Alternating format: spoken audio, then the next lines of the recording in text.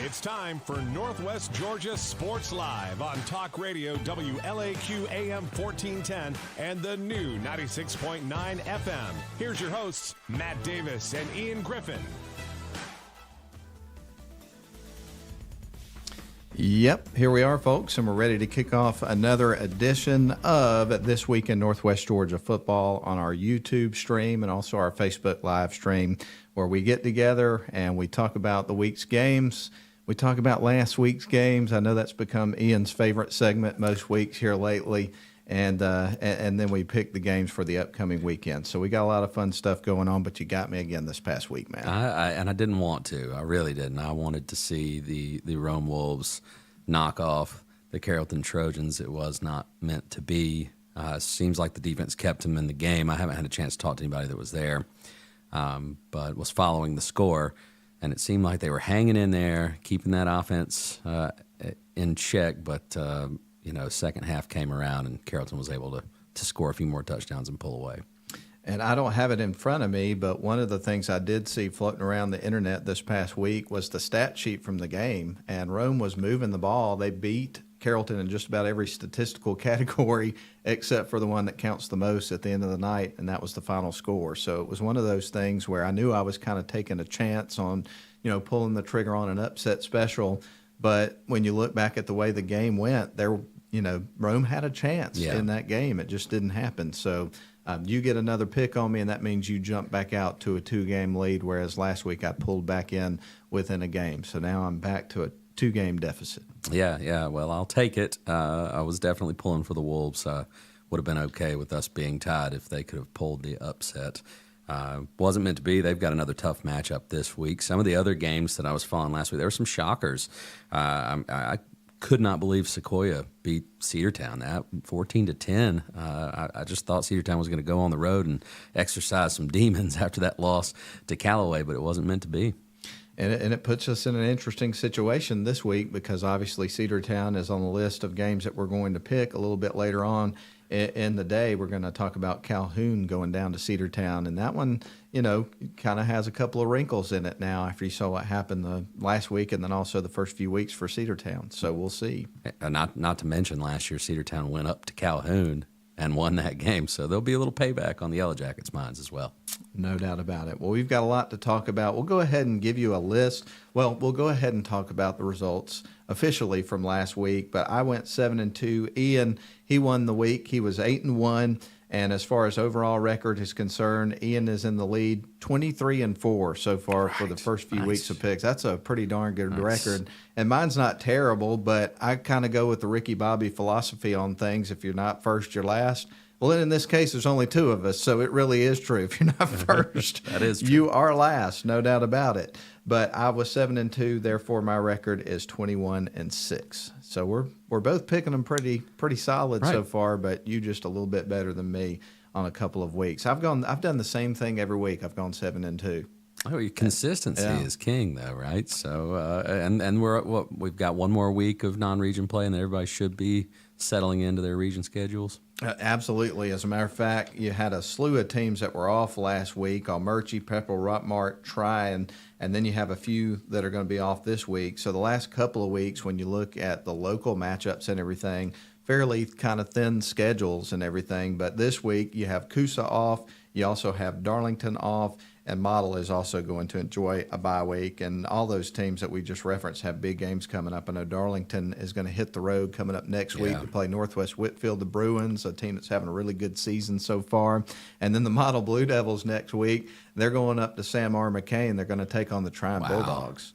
So that's and if you remember what happened in that game last year, Model picked up the victory there. So you know that Trine's going to be gunning for revenge, and they've got a good squad. So there's going to be a lot of fireworks in that one for sure. Yeah. So those teams will take the rest and extra practice to gear up for big games next week. But so we're starting to figure a little bit out about each one of these teams, like where they stack up. It's going to make it easier for you and I to pick them going forward. We hope. We'll see what happens, but we'll go ahead before we take our first break here on the program And we'll just run down the schedule of games for this week that we're going to be picking, just to kind of whet your appetite on that just a little bit. But we've got the Almerchi Indians going over to Union County to take on the Panthers. That's over in Blairsville, so that's a pretty long road trip there, about a couple hours drive.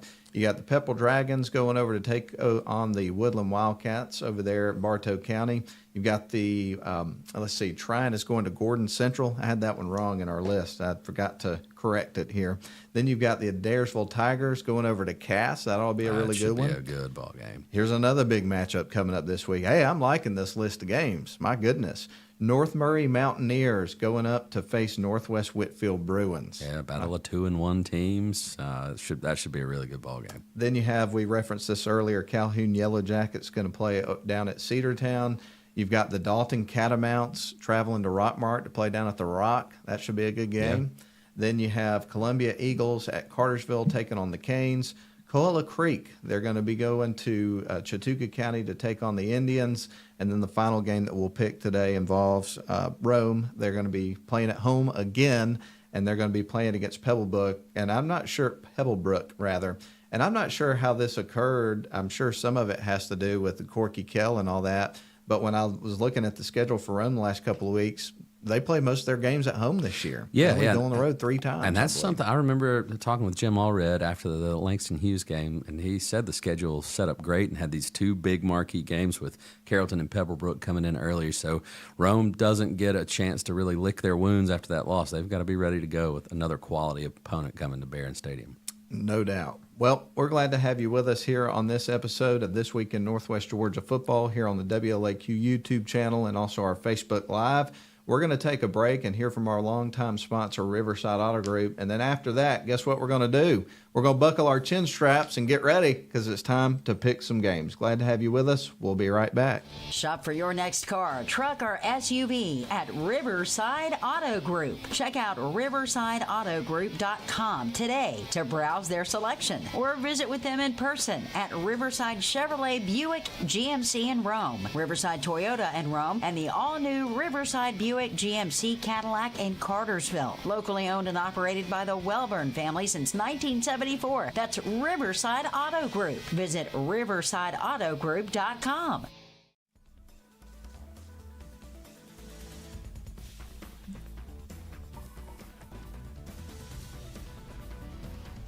All right. We welcome you back in for our first segment in which we're picking some games, and we're glad to have you with us here on this program. And we're just going to get things cranked up here for Week 4 of the 2023 high school football season. We're going to start with Almerchi heading over to Union County to take on the Panthers. Give us a few thoughts on this matchup, Ian. Yeah, the Indians came up short on their bid to go 2-0, losing to Gordon Lee last week, and now they've got to travel to Union County. I think it may be a stretch to say they can go on the road and get this win, but I think we're going to continue to see our Murchies show progress on the offensive side of the ball. They're showing an ability to score points, hang tough. I think if the ball bounces their way, maybe they have a chance to pull the upset, but I'm going to take the Panthers to win. Yeah, I'm going to have to agree with you on this one, Ian. In the last decade, the Panthers have been a team that with playoff expectations every season, haven't had any deep playoff runs or anything like that, but they've been a second-round team a couple of times. But every time I think about Union County and the Panthers, I think about 10 years or so ago, I went up to Union County with the Model Blue Devils for a playoff game, and that year it was Model's first playoff win since 1979, so it was a great night over there in Blairsville. But the thing, other than the fact that they won and how exciting that was and everything that I remember about the game, was the fact of it was the coldest I've ever been for a broadcast in my entire life. We were having record cold temperatures for that particular game. And that was in 2014, so it's been almost 10 years since that game took place. Model won at 50-36. But a really great backdrop for a game. Of course, Blairsville's a beautiful place. It's a long road trip to take here for Almerchi. As you mentioned, the Indians have had mixed results to start the season. Went up at Gordon Central, lost at home to Gordon Lee. So this will no doubt be the toughest test that they've had all season. So far, as we mentioned, long road trip, all that kind of stuff. I'm afraid it's going to be an even longer road back to come back to Floyd County. So I think Almerchi is going to stumble in this one a little bit. Union County is going to win the game, but I still, have high hopes for Almerchi to have a really good season this year. I think they're on the right track. All right, man. I guess you know what happens next here on the program. The horn. That's Hey, right. We need that a little bit louder. There we go. Okay. It's official now. That's right. Pepperell Dragons at the Woodland Wildcats. Dragons are coming off a bye week, while the Wildcats lost a close one to Model. Model came back to win that game. Woodland gets this one at home. They've got a serious playmaker at quarterback in Breelace Williams. I think this Woodland team has a chance to make some noise once they get the region play. This is a program Coach Haywood talked about at the onset of the season. He's trying to instill a winning culture, get these kids to believe, and they're coming off a one-win season, and they've already scored one this season against Coosa. As for Pepperell, they're struggling to score. And I think going on the road against a team that can put up points is going to prove to be an issue. I'm shocked to say it. I would have never imagined Pepperell starts 0-3, but I think that's what happens. And, we've seen that happen some in recent years, but this year it kind of feels a little bit different. And one of the things that's interesting in terms of the place that Pepperell seems to be in right now is they're trying to figure out their identity a few games into the season. That's not a position that you want to be in, but that's where they are right now. And I would imagine, and I heard Clay Graham, who's the voice of the Pepperell Dragons on their radio broadcast, talk on our scoreboard show the other day, that they probably spent a lot of time during the bye week just working on themselves and trying to get the fundamentals and making sure they're in the right spots and all those sorts of things. And that's what you got to do in this kind of situation. So the good news for the Pepperell Dragons is they're not in region play yet, so you're not into the games where it's counting towards your playoff chances and positioning and things of that sort. So they've got a little bit of time here to try to get some things worked out. But they know they've got a lot of work to do to get themselves where they need to be competitive against some of the better teams coming up in region play a little bit later on down the road. So I think there's a ton of work to do, but there's no doubt with Coach Hurst and his coaching staff that they will look like a different team once they get towards the end of the season and get into their region schedule and all that kind of thing. So I still think they can kind of get things turned around and have a really good season, but they've been off to a tough start. But I'm with you on this one. Woodland, in their classification, they're not world beaters or anything like that, but in a situation like this, playing a single A team and everything, they're going to have the size, they're going to have the numbers. And you referenced their quarterback. He's a guy that can make plays with his feet and can cause you all kind of problems, in terms of how your defense is concerned in this particular game. So I'm going to go with Woodland in this game. But I think this could be a game here for Pepperell where, they can find out some more about themselves and try to shore up some certain areas of their game. And they'll do what they can with their coaching staff to take advantage of the opportunity. So I'm with you on this one. We don't have a difference. I also take Woodland in this game. All right. Next game on the list, and I'm not sure how much time we're going to camp out and talk about this one. The number 5 team in Class A Division I, Tryon Bulldogs, 2-0 start of the season. They're going over to play the Gordon Central Warriors, a team that's off to a disappointing 0-3 start to the year. Series history-wise, Tryon leads this one 4-1. The Bulldogs won this game last year, Ian, 57-0. I'll ask you how you see this, but I think there's really only one way to see this game. Yeah, Tryon 2-0, Gordon Central 0-3. This Tryon team won their 2 games by an average of 35 points. I don't think Gordon Central will be able to stop the Bulldogs on offense. I think they're going to struggle to score points. We could see another 57-0 type score and an easy Tryon victory. I happen to agree with you on this, Ian. When I look at Tryon's schedule, except for maybe Model next week and then Darlington at the end of the year, and this is not taking a shot at any of the other teams on the schedule. I just think Tryon is that good. Yeah. I think those are really the only big challenges that I see for the squad coming up this year. Now, the coaching staffs never want to hear you say that kind of stuff. They're going to, try to present it to their team that every team is, the best team in the state, and you got to be ready, which is the kind of edge that you want to play with. And I think that's the kind of coaching staff that they have at Tryon. They're going to have these guys ready for every game, and that spells to the opposing teams, you better be ready and buckle your chin straps when Tryon comes to town, because at night, there's no doubt about it. So with this game, though, I think it's pretty clear what's going to happen. I think it's going to be a tough night for Gordon Central. It's going to get ugly pretty quick, and the Tryon Bulldogs are going to come out with a win. We got our first comment on our Facebook Live feed. This is from Austin Butler, who is one of the hosts of our scoreboard show on Friday nights, which I should mention at this point of the show, kind of our coverage coming up for Friday night, because it's going to be a little bit different for this weekend's action because the Darlington Tigers have a bye week this week. We will not have a high school football game, so what we're going to do is we're going to move this program, the radio version, This Week in Northwest Georgia Football, up to 5 o'clock. Then we're going to have the Braves after that. With our pregame, we'll have most of the broadcast of that. We'll have the entire game. And then, after the game is over of the Braves, then we'll shift over to the Rome Orthopedic Center High School Football Scoreboard Show.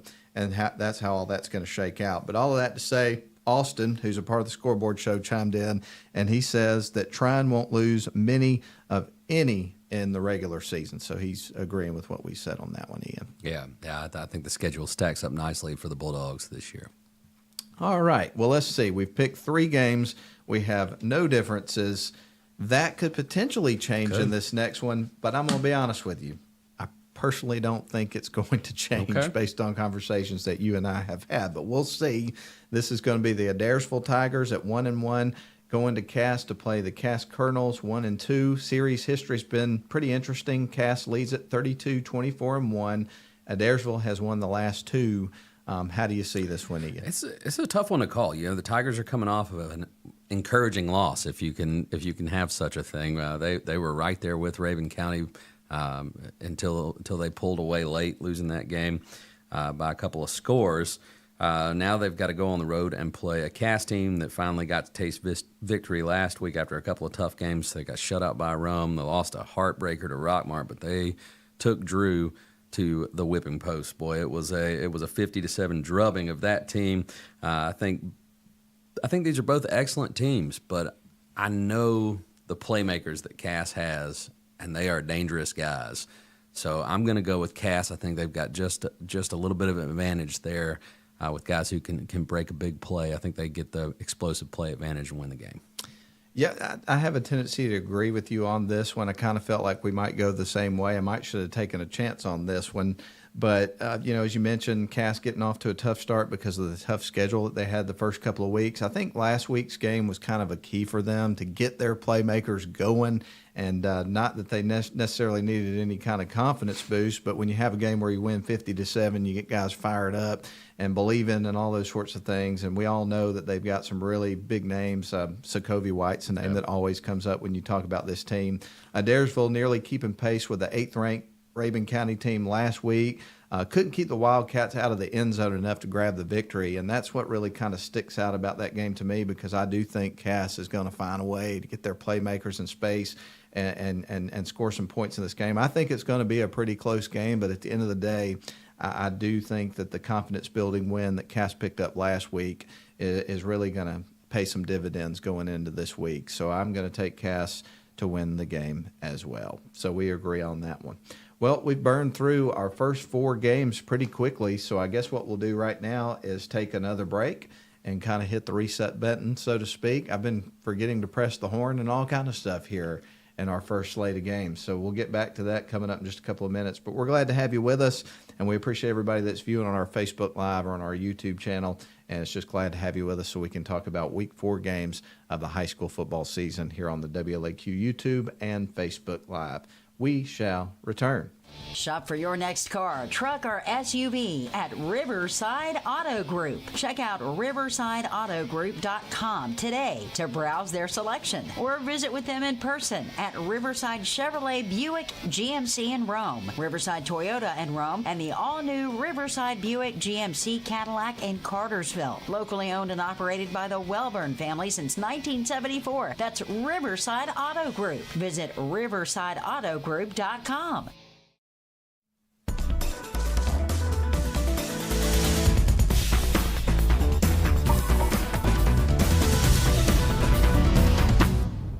All right, we welcome you back in. This is This Week in Northwest Georgia Football here on the WLAQ YouTube channel and also our Facebook Live feed. Just talked about some interesting games there in our first segment of picking games, and now we move on to one that really, Ian, I think this one could prove to be perhaps the game of the week. So I'll let you launch into the conversation about this particular game. The North Murray Mountaineers and the Northwest Whitfield Bruins will lock horns up at Tunnel Hill. Battle of 2-1 teams, and for me, this was the most difficult game to pick this week. North Murray can score in bunches. And both teams are pretty battle tested here. The losses aren't bad. The wins are good. We saw a big jump from Coahulla Creek last year, and Northwest Whitfield handled them just a week ago. North Murray looking strong. I would usually go with the home team in this scenario, but something tells me the Mountaineers and that offense, they're going to be able to outscore the Bruins and get the win on the road, and they move to 3-1.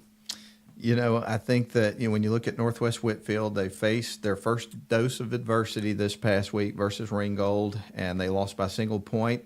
And one of the things that they've got to avoid, and you hear people talk about this a lot, is coming into this game with any kind of hangover. You don't want to let a team beat you twice and all that kind of stuff. So I think the coaching staff will have these guys ready, though. They'll be very focused and have moved on from that game last week and get ready for this game because they know what a big task they have in front of them. What an opportunity it is to win a game like this.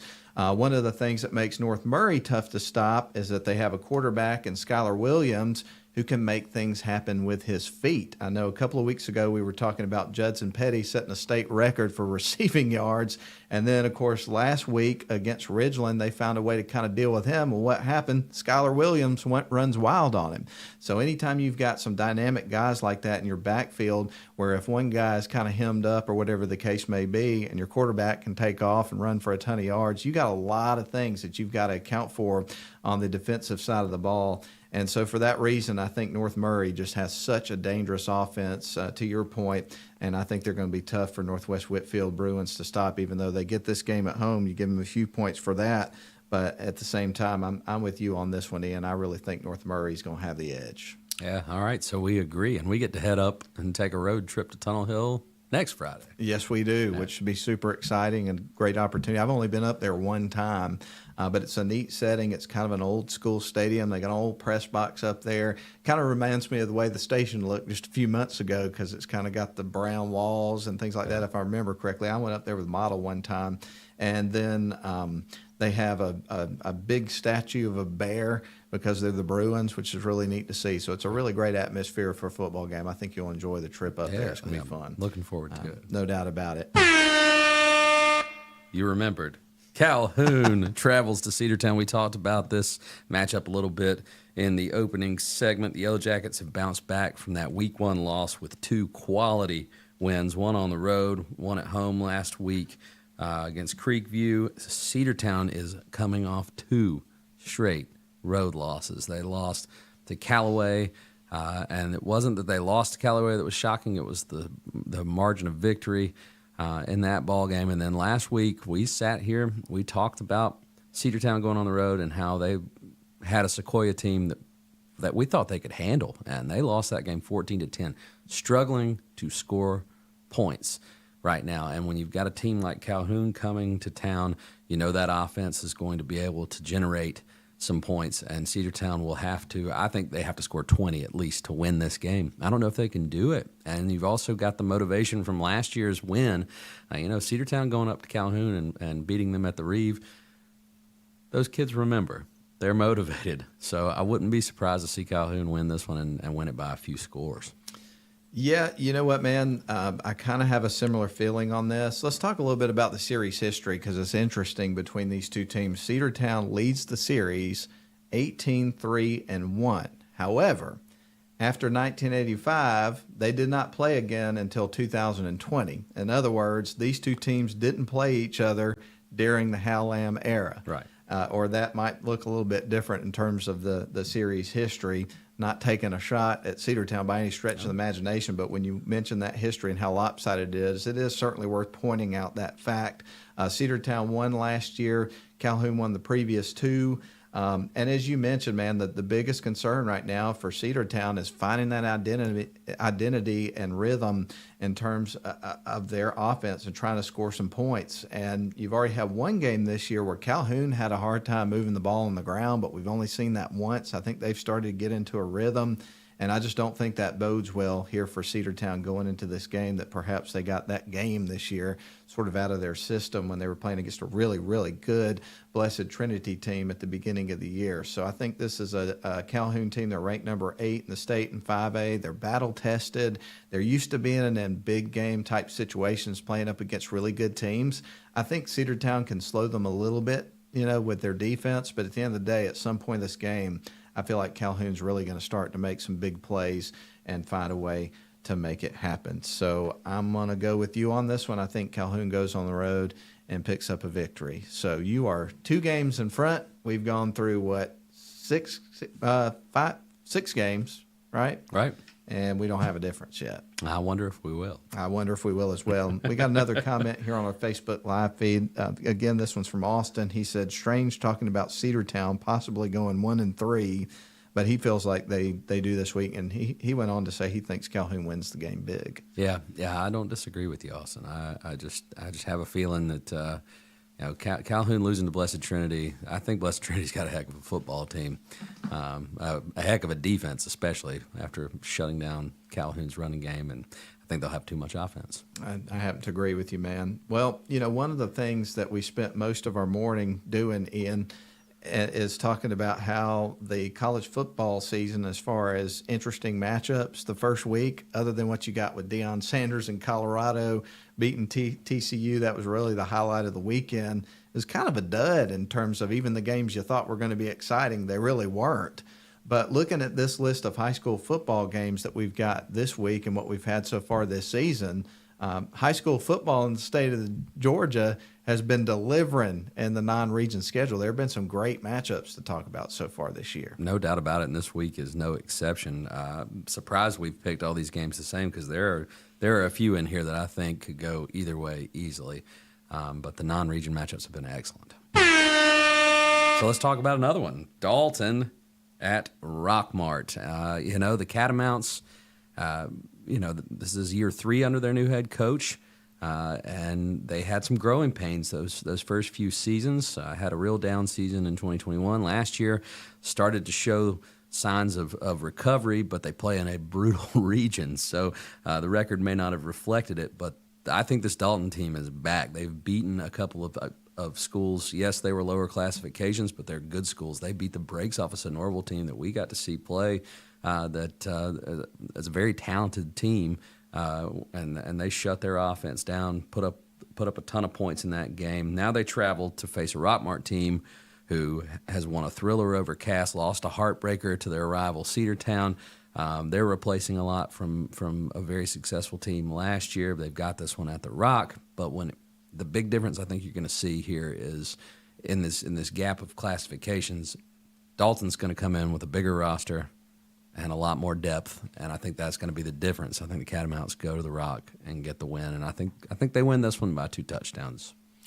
Yes, and I happen to agree with you on this one, and I think you hit the nail on the head. When you look at the first couple of games for Dalton and their wins, what really jumps out is holding North Murray and also Sonoraville, 2 teams that we know have some really good playmakers on offense. We've talked about both these teams a lot throughout the course of the season. Holding each of those teams to 14 points, I think, makes a statement. And then the fact, as you've mentioned, it looks like that they're pretty good in all 3 phases of the game. Dalton scoring points, they're holding really good offensive teams to very little, those sorts of things. And when you look at how things have gone for Rockmart so far this season, when you look back at this game last year, Rockmart won at 63-42. I don't think Rockmart is going to hang 63 points on this Dalton defense this year. It's just night and day difference. Rockmart's defense has managed to keep things fairly low scoring with Cass and Cedartown, so I think they'll make some plays on that side of the ball. But at the end of the night, though, I think Dalton's size and depth is going to wear on the Yellow Jackets, and I think Dalton is going to get out there and score some points. So I'm with you on this one, man. We're seeing them the same this week, which does not bode well for me in terms of gaining any ground this week, because we've only have 3 more games to pick after this. And we don't have any differences now. I kind of don't think we're going to the rest of the way. We'll see. Being completely honest with you. Certainly don't think we're going to have a difference in this next game, but we'll see, and we will see after our next break. Glad to have you with us. This is This Week in Northwest Georgia Football. Shop for your next car, truck, or SUV at Riverside Auto Group. Check out riversideautogroup.com today to browse their selection or visit with them in person at Riverside Chevrolet Buick GMC in Rome, Riverside Toyota in Rome, and the all-new Riverside Buick GMC Cadillac in Cartersville. Locally owned and operated by the Welburn family since 1974. That's Riverside Auto Group. Visit riversideautogroup.com.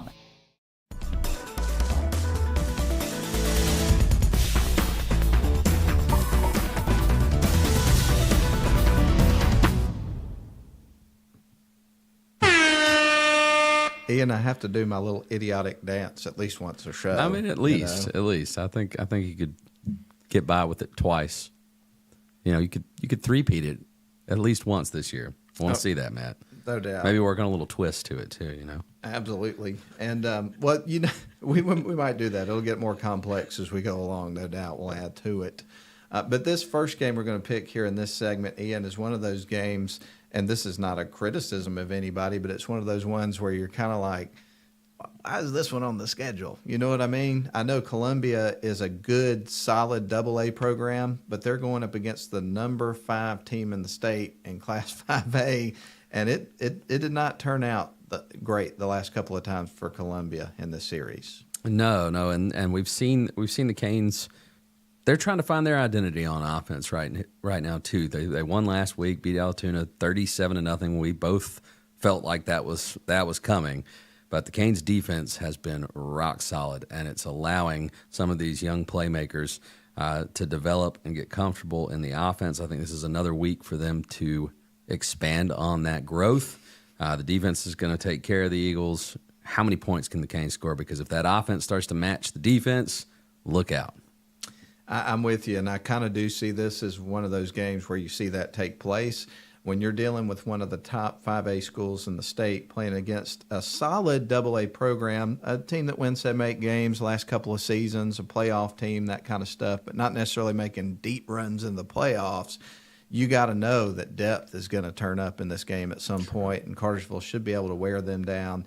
And I think it's going to be pretty lopsided. As a matter of fact, when you look at the series history, the Canes lead at 2-0, and they've won it by a combined score of 84-7. So I think they're going to take care of business here in this football game, man. And who knows? We may have a difference in this next one, so we'll just go ahead and jump to it. All right. Coahulla Creek Colts take on the Chattooga Indians. They're going to the Little Bighorn to make this one happen. Chattooga has gotten off to 0-2 start. Coahulla Creek, a team that was everybody's easy. We got this one. This is going to be a victory. Circle it on the schedule. Not so much last season. They had a great year, showed some signs of life, but you've got to wonder after looking at their loss at the hands of Northwest Whitfield a few weeks ago if they lost a lot of senior leadership. I'm going to guess that's the case. But I still feel like the Colts right now probably have a better grasp on their identity as a team overall than Chattooga. And even though this game is at Chattooga, I'm going to take the Colts to win this, but I think it will be close. Yeah, a couple of interesting notes here about the Colts. They won this game last season 35-0, had their winning record, won 7 games, made it to the playoffs. They got a tough draw. They played Sandy Creek, and Sandy Creek would eventually end up winning the state championship.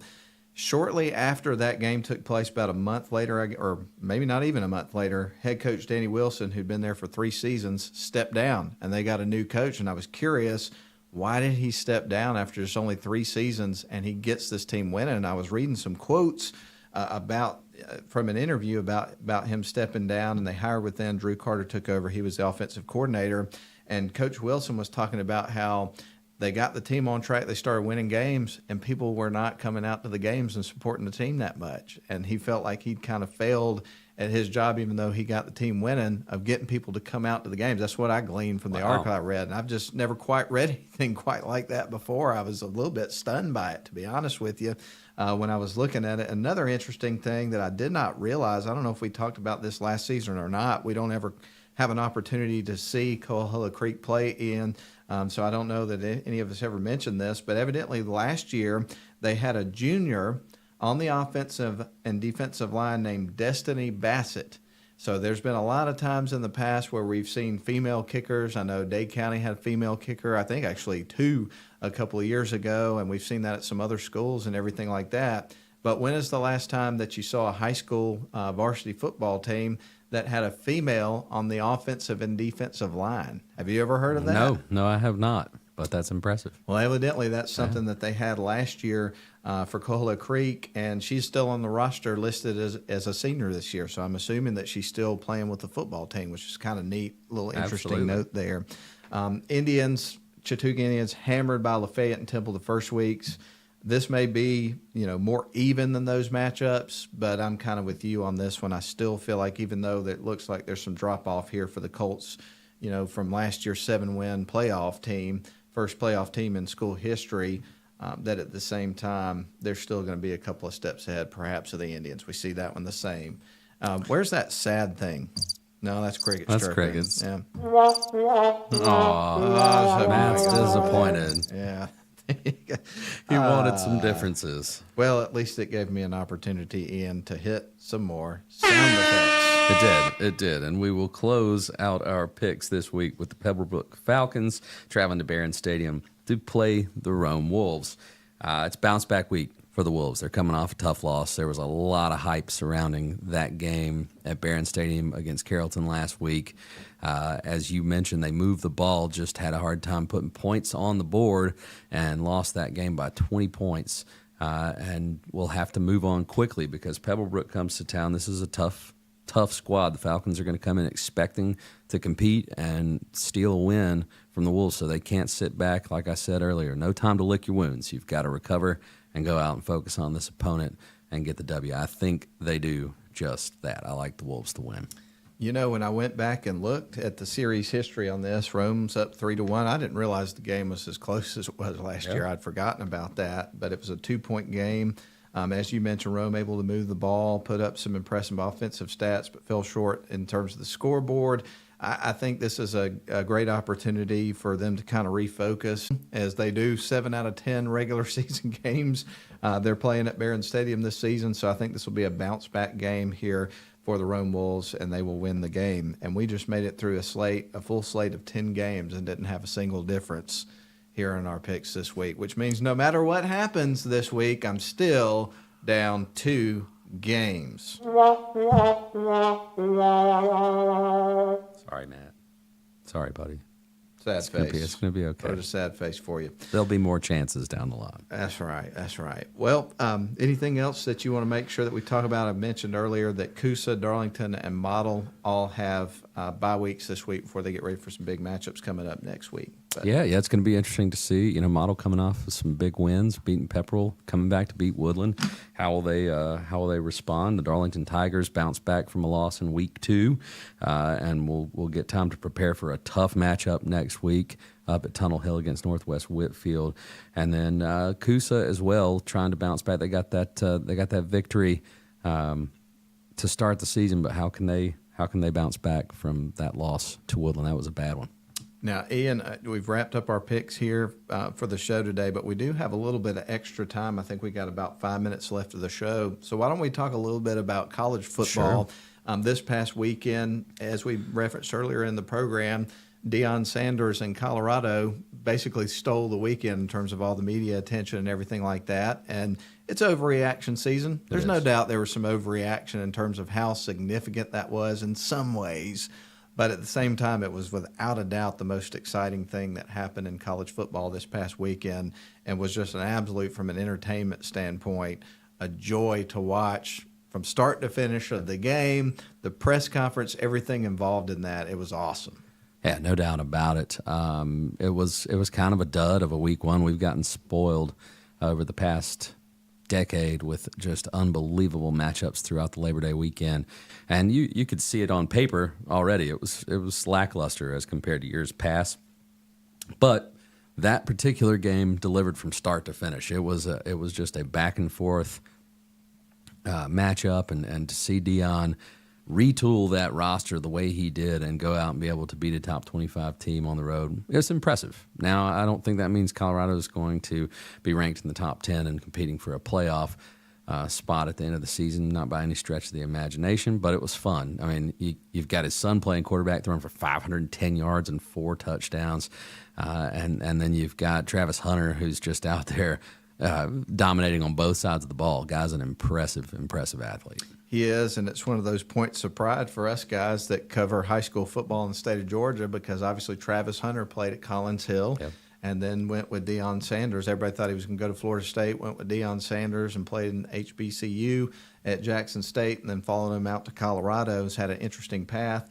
But it's always great when you see guys from the state of Georgia that you remember watching in high school games and everything, do well at that level and make those headlines. And how often do you see a guy that plays that many downs in a college football game playing on both sides of the ball? It's unbelievable. Oh, it's great. And after the game, he's like, I'm not tired. Let's go play 4 more quarters. I love it, man. I love that kid's attitude.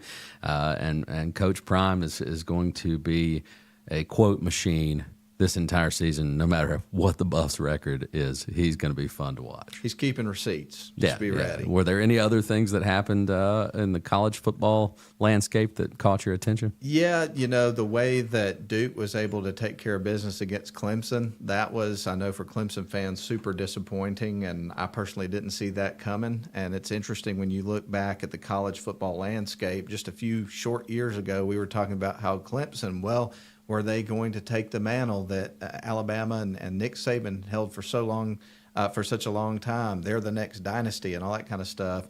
Now you got Georgia in a situation, Ian, where everybody's talking about the three-peat possibility taking place. That has not happened in the modern era of college football, and talking about what a disappointment Clemson has been in recent years, which has been interesting to see quickly how the dynamic has changed in terms of college football and the powers related to that one team specifically. And I think this morning on our program, you hit the nail on the head. I think that part of the problem is that Dabo Swinney has just absolutely put his foot in the ground and has refused to move on with the times and how you build a winning roster in college football. Oh, no doubt about it. He's been against name, image, and likeness. He's refused to use the transfer portal. I've heard the Clemson fans that I am friends with complain about his unwillingness to utilize the transfer portal for several years now, and that's all coming home to roost. And they were exposed on Monday night against Duke on the road. You are a top 10 program. You're a program that expects to compete for national championships, and you were eliminated from the college football playoff on week 1. One more question for you, man. We're going into week 2. We had week 0, week 1 this past week, and now we're into week 2. What matchups get you excited about watching games this weekend? Oh, yeah, there's some good ones this weekend for sure. Texas and Alabama is obviously at the top of that list. I definitely am looking forward to seeing how far Steve Sarkisian has brought that squad. Last year, they really should have beaten Alabama. Now they get to take on an angry Nick Saban, and I don't know how that's going to pan out for him. If I had to pick, we didn't pick games this week, but if I had to pick, I would take Alabama in that ball game. But that one is by far at the top of my list. Yeah, it definitely is mine as well. And I'll be interested to watch and see what happens with the Colorado-Nebraska game this week, with Deion still on the headlines. I wouldn't be surprised, to be honest with you. I know Nebraska's not a world beater, but I wouldn't be surprised to see them be highly competitive in this football game, and for perhaps Colorado to come back down to earth a little bit. What do you think about that? I mean, you hit the nail on the head there too. Again, I get the liberty here of telling you who I pick without any repercussions. But I would take Colorado in that game. Yeah. They've got a quarterback we're familiar with. He's good for at least 1 or 2 interceptions in that ball game, Jeff if not Sims, more. former Georgia Tech quarterback. Tremendous potential, but he just never lived up to it. I hate to say that, but you hold your breath every time he puts the ball in the air. It's either going to be brilliant or complete garbage. That's right. Well, that's all our time for today, man, but it's been great catching up with you and having the opportunity to talk some high school football as we get ready to go into the high school football weekend. It's a bye week for us, Matt. Are you going to get out and watch a game or sit at home and take it easy? I'm going to be honest with you. I'm going to sit at home and take it easy and kind of regroup and get ready for, what's left of the rest of the season. We're already 3 weeks into it. Well, this is week 4, actually, so I'm probably going to take it easy. What about you? Yeah, I think I'm going to stay at home. Yeah, I'll watch whatever kind of coverage and listen on the radio and all that kind of stuff and get a good night's sleep and then watch a ton of college football coming up on Saturday and get back after it next week. Sounds like a perfect weekend. That's going to put a wrap on this edition of This Week in Northwest Georgia Football. We appreciate you tuning in and watching the show here today, and we do invite you to tune in next week on Thursday morning on our WLAQ YouTube channel, also Facebook Live at 10:30 a.m. Get the replay typically at 6 o'clock on Fridays. This week it's going to be 5 o'clock because we don't have a game. Bye week we'll have Braves baseball right after this program, the radio edition of the program. Bye week for Darlington this week. We'll have the scoreboard show coming up after Braves baseball on Friday evening with Lynn and Austin Butler. Well, Ian, thank you for your time as always, man. It's been a pleasure. Absolutely. All right, we're going to put a wrap on this edition of This Week in Northwest Georgia Football. Have a great weekend, everybody. Hope your team wins.